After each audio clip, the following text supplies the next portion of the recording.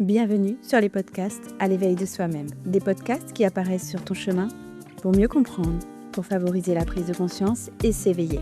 Je suis Audrey, coach et thérapeute spécialisée en accompagnement émotionnel et fondatrice d'Éveil Soi-même. Un espace dédié à la découverte, à la prise de conscience et à l'épanouissement personnel.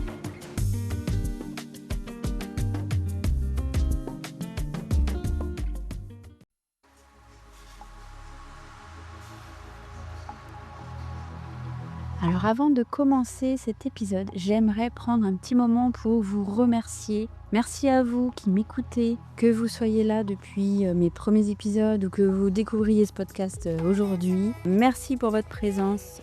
Merci pour votre attention et pour le temps précieux que vous vous offrez en étant ici. Et surtout merci tout particulièrement pour vos retours, vos messages et vos partages d'expériences aussi. Ils nourrissent profondément mon podcast, ils m'inspirent, ils me rappellent chaque jour pourquoi j'aime créer ces espaces de réflexion pour vous. Et c'est grâce à vous que ce podcast il vit, il évolue et il continue de grandir. Je suis vraiment heureuse de pouvoir parler avec vous, de sentir cette communauté qui se tisse au fil de chaque épisode.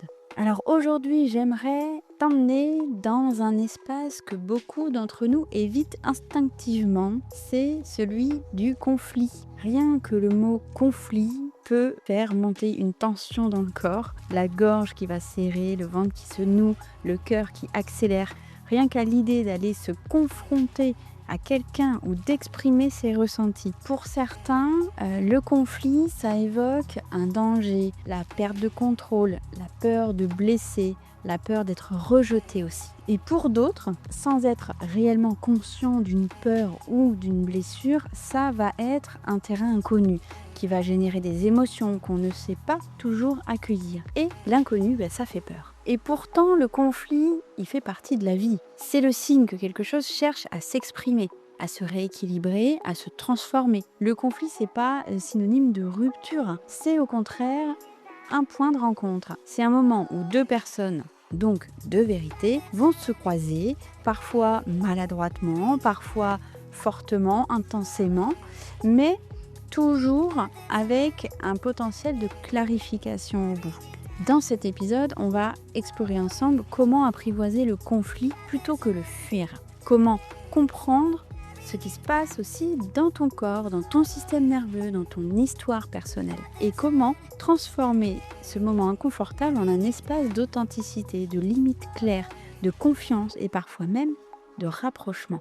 Tu vas voir, il ne s'agit pas de devenir quelqu'un qui aime le conflit, parce qu'en réalité, j'ai jamais vu personne dire « j'adore le conflit ». Mais l'idée ici, c'est de devenir quelqu'un qui n'en a plus peur. Quelqu'un qui sait rester ancré dans ses valeurs, quelqu'un qui se respecte, qui demande simplement à se faire respecter, à se faire écouter et à exprimer sa vérité sans se perdre. On va donc avancer doucement, étape par étape, pour que tu puisses repartir à la fin de ce podcast avec quelques outils de compréhension, des outils concrets, mais aussi peut-être une nouvelle façon de regarder ces moments de tension. Alors, on va ici aborder plusieurs points qui, pour moi, sont essentiels pour avancer sereinement dans une situation conflictuelle et ne plus en avoir peur et s'y confronter. La première étape, je dirais, ça serait de comprendre aussi d'où vient la peur du conflit, la base. Parce que on ne peut pas transformer quelque chose qu'on ne comprend pas. Souvent, la peur du conflit, elle n'a rien à voir avec la situation du moment. Elle vient de beaucoup plus loin. D'abord, il faut savoir que le conflit active notre système nerveux. Quand une tension apparaît, même légère, notre corps peut passer en mode alerte, comme s'il y avait un danger. Donc, c'est le fameux mode attaque-fuite. Le cœur va s'accélérer, la respiration va se bloquer, les muscles se tendent. Donc c'est la réaction logique suite à une peur face à un danger. Et tout ça, ça arrive parfois avant même qu'on ait le temps de réfléchir. Donc c'est pas de la faiblesse, c'est juste de la biologie. C'est un réflexe de protection. Et ensuite, il y a aussi l'histoire familiale. Si tu as grandi dans un environnement où le conflit pouvait être dangereux, ou même explosif, imprévisible, ou au contraire, complètement évité, étouffé, jamais exprimé, ton corps, lui, il a appris que le conflit, c'était un danger. Alors ce conditionnement, il va rester inscrit très profondément dans l'inconscient. On ne choisit pas ça, mais on le porte malheureusement parfois. Donc, il y a des croyances qu'on a intégrées au fil du temps. Si je dis ce que je pense, je vais blesser.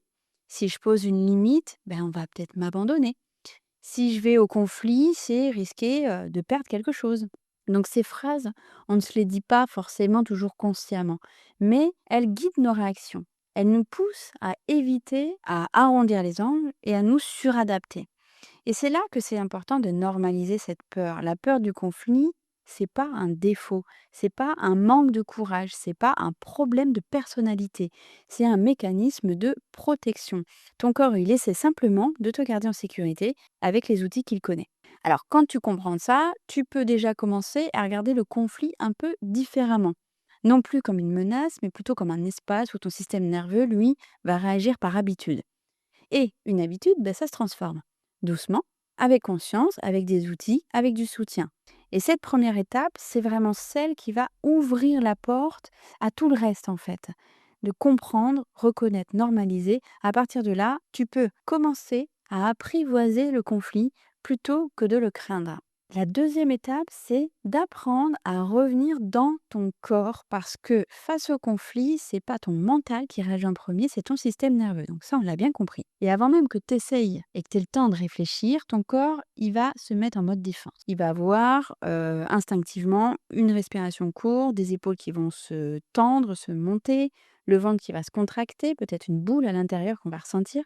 Ça, c'est des réactions automatiques, presque primitives. Et tant que ton corps il est en alerte, il va être très difficile d'avoir une discussion apaisée et d'avoir l'esprit totalement lucide. Donc, la deuxième étape, après la prise de conscience, c'est de revenir dans le corps. C'est comme appuyer sur un bouton de pause. Ça permet de sortir du réflexe, de reprendre un peu d'espace à l'intérieur, de retrouver la capacité à répondre plutôt qu'à réagir. Donc, je dirais, ce qu'il va falloir installer ici, c'est une respiration lente qui va envoyer un message clair au système nerveux de détente, de sécurité. Ensuite, s'ancrer au sol, ressentir les pieds posés au sol, sentir le bassin sur la chaise, par exemple, la posture, etc. Et ça, c'est un outil qui va être très puissant. Parce que quand ton corps sent qu'il est soutenu, qu'il est là, qu'il se tient debout, il va se calmer instantanément. Quand le corps se calme, l'esprit se calme aussi. Et tu peux aussi nommer ce qui se passe.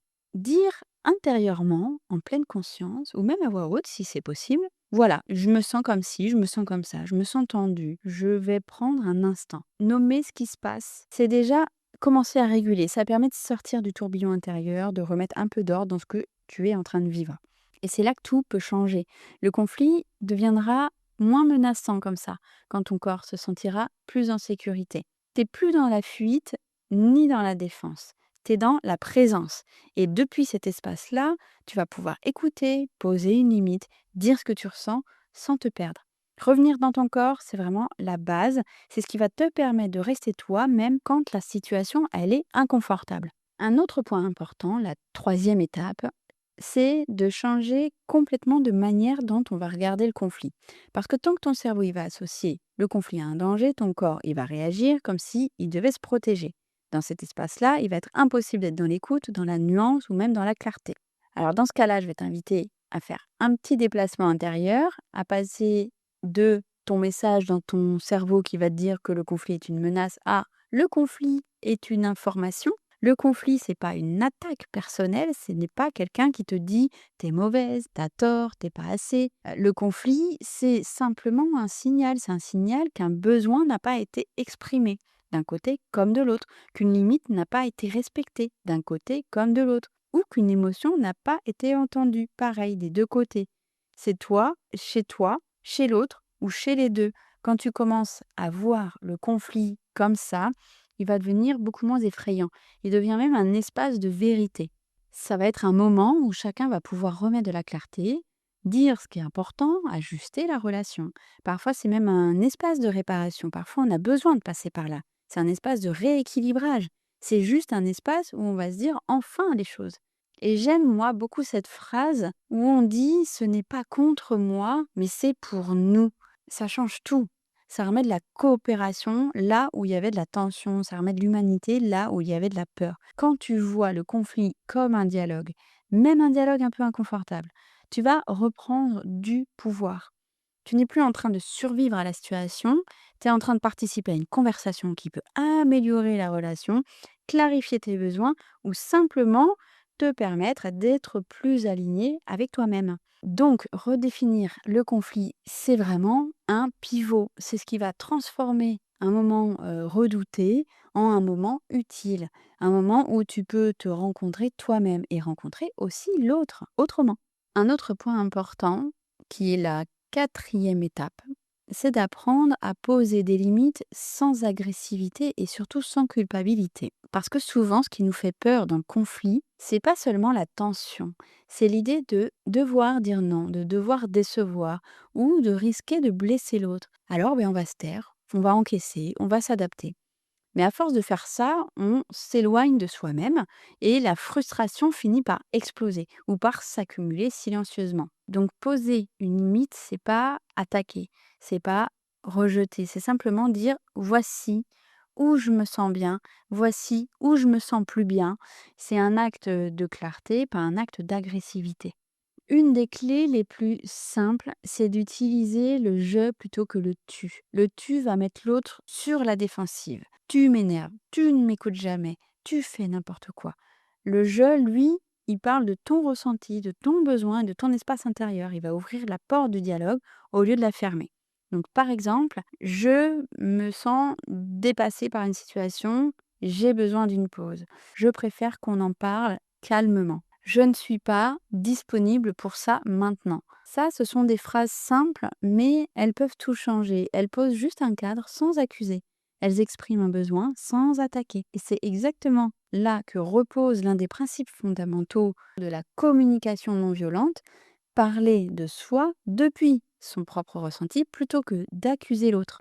Quand tu utilises le je, tu exprimes une émotion ou un besoin sans pointer du doigt. Tu dis voici ce qui se passe en moi au lieu de voici ce que tu fais mal. C'est ce changement de posture qui va transformer une tension en échange possible. La CNV, la communication non violente, elle nous rappelle que poser une limite, c'est pas attaquer l'autre, c'est prendre soin de la relation en clarifiant ce dont on a besoin pour rester en lien.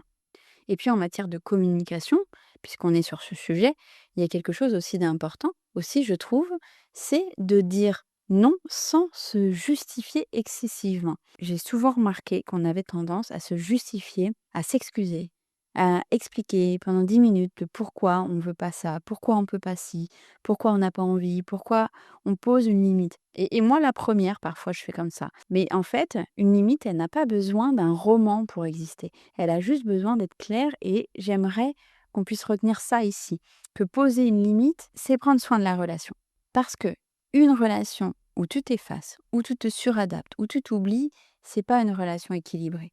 Une limite, c'est un repère. Un repère pour toi et un repère pour l'autre aussi. C'est ce qui va permettre à l'autre de savoir ce que tu ressens et ce dont tu as besoin.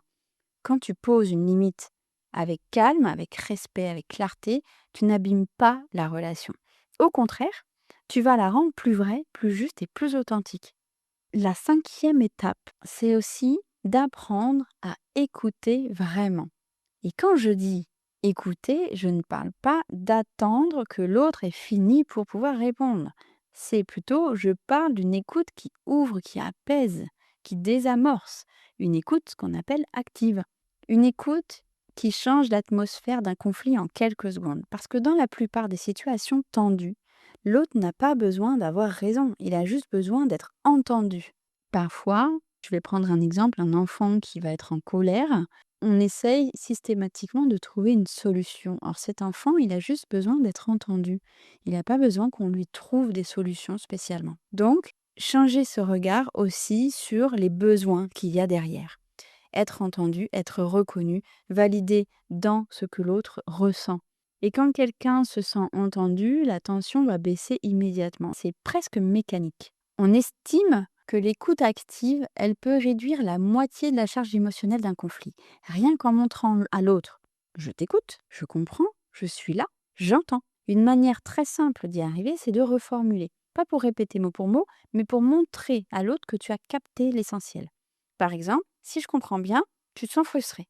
Ou alors, t'aurais aimé que je te prévienne. Ou alors, tu te sens mis de côté. Ce genre de phrase, ça veut pas dire que tu es d'accord avec ça. Ça veut juste dire, j'ai entendu ce que tu m'as dit. Et ça suffit souvent à faire retomber la pression. Et ça, c'est important de le rappeler. On peut être en désaccord tout en restant en lien. On peut ne pas partager la même vision, la même émotion, les mêmes attentes, et pourtant on peut rester dans une relation très respectueuse, ouverte et humaine. Écouter vraiment, c'est offrir un espace où l'autre peut déposer ce qu'il porte, et dans cet espace-là, le conflit, il va se transformer, devient moins une bataille, et plutôt une vraie rencontre. Et une autre étape importante, ça va être de se donner le droit d'être imparfait. C'est peut-être même l'étape la plus libératrice, de se donner le droit d'être imparfait. Parce que, soyons honnêtes, personne ne gère un conflit parfaitement. Personne ne trouve toujours les bons mots, les bons tons, la bonne posture. Parce que l'émotion, elle fait aussi partie du contexte quand il y a un conflit. Et ça, c'est normal. On a souvent cette pression intérieure qui nous dit faut que je reste calme, faut que je sois posée, faut que je réponde intelligemment. Mais en fait, dans un conflit, l'important, c'est pas la performance. L'important, ça va être plutôt la présence. C'est être là, ancré, honnête, même si c'est un peu maladroit parfois. Même si ta voix, elle va trembler, même si on cherche ses mots. Chaque conflit, même petit, c'est une opportunité d'apprentissage. Être authentique, être vrai avec soi, c'est être aussi vrai avec l'autre. Parfois, après avoir eu un conflit avec quelqu'un, on va se refaire la situation dans sa tête en boucle en se disant j'aurais dû répondre ci, j'aurais dû répondre ça, j'aurais dû penser ci, j'aurais dû dire comme ça, etc. Sauf qu'en fait, tu as fait ce que tu pouvais à l'instant T avec ton niveau de conscience et aussi ton émotion du moment. Et ça, c'est important. Quand tu as pris du recul, évidemment, tout est beaucoup plus clair. Donc, accepte que tu peux être maladroit, parfois, dans un conflit ou dans une situation où on fait le point avec l'autre. Parce que chaque conflit, même petit, c'est une opportunité, quoi qu'il arrive, d'apprentissage. Une occasion de mieux te connaître, de mieux comprendre tes limites, tes besoins, tes réactions et même tes zones d'ombre et aussi tes parts de responsabilité. C'est une occasion de t'observer avec curiosité plutôt qu'avec jugement. Et c'est là que la douceur envers toi-même devient un outil de régulation incroyable. Quand tu te parles avec bienveillance, que tu te dis, ok, j'ai fait de mon mieux, ok, j'ai exposé mes besoins, mes limites. C'était peut-être pas parfait, mais au moins c'était sincère. Et je sais que je peux apprendre de ça.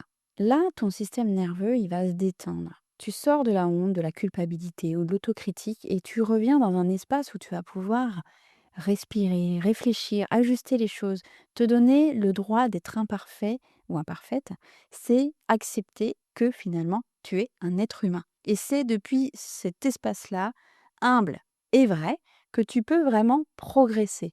Pas en cherchant à être parfait, mais en cherchant à être présente.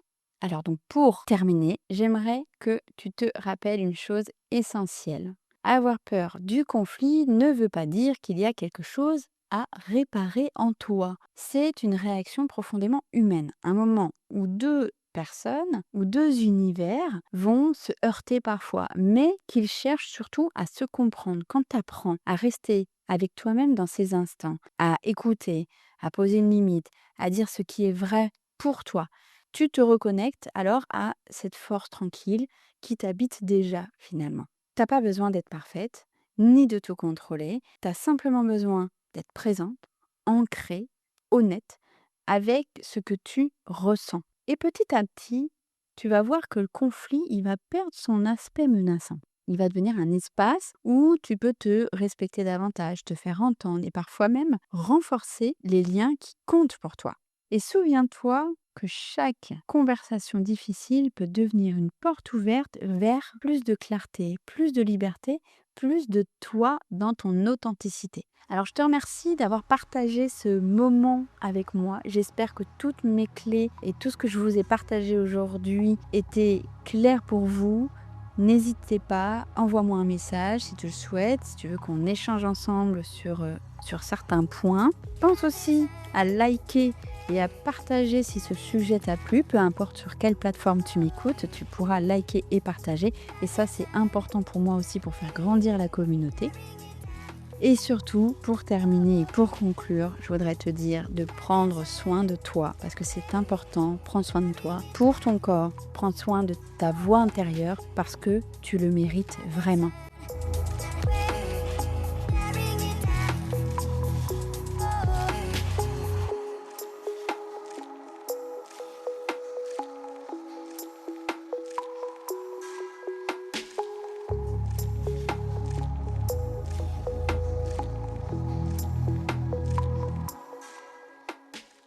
Vous avez écouté les podcasts à l'éveil de soi-même. Je vous remercie infiniment pour votre écoute et si ce sujet vous a plu, je vous invite à liker et à partager à vos proches. On se retrouve très vite pour un nouvel épisode.